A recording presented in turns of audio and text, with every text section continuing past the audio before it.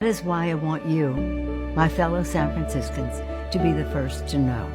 I will not be seeking re-election to Congress. After nearly 4 decades in Congress, Nancy Pelosi, the most powerful woman in the history of American politics, is calling it quits. On November 6, 2025, she officially announced that she will not seek re-election. When her term ends in 2027, so will a 39-year career that changed the face of U.S. politics forever. Love her or loathe her, Nancy Pelosi has been a defining force, the first woman ever to hold the Speaker's gavel, the architect of major Democratic victories, and a figure of fierce polarization. So today, let's look at what led to this moment, what her legacy really is, and what comes next for the power vacuum she'll leave behind. At 85 years old, Pelosi released a 6-minute video on X, filled with clips of San Francisco cable cars, rainbow-painted Victorians. She smiled and said, "With a grateful heart,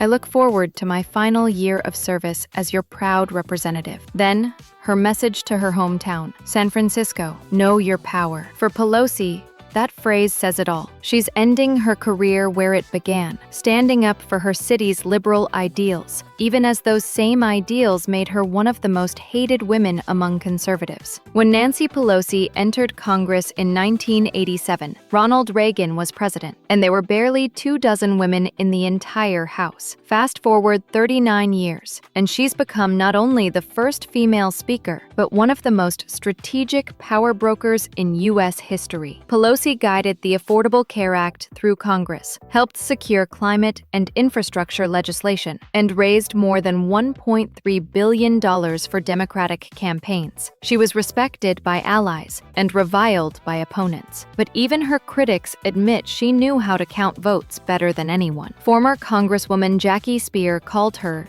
the most consequential speaker ever. And honestly, it's hard to argue with that. Pelosi's name is practically synonymous with political combat. Donald Trump called her Crazy Nancy. She called him a vile creature. She led 2 impeachment votes against him and often stood as the face of resistance to his presidency. During the January 6th insurrection, rioters targeted her office. One man even broke in and propped his feet on her desk. A year later, her husband, Paul Pelosi, was brutally attacked at their San Francisco home by a right-wing extremist. Yet despite all that, Pelosi remained unshaken. To her supporters, that toughness made her an icon. To her enemies, it made her the villain of conservative America. Pelosi's retirement has been rumored for years, but she insisted she'd step aside only when the time was right. Now it is. Democrats are reeling from a wave of losses in 2024, and calls for generational change have grown louder. Her exit clears the path for new faces like State Senator Scott Wiener and progressive strategist Saikat Chakrabarty, both already announcing campaigns for her San Francisco seat. But let's be honest, replacing Nancy Pelosi isn't just filling a seat, it's filling a legacy. Pelosi's political journey didn't start in office. It started at home. Born into a Democratic dynasty in Baltimore,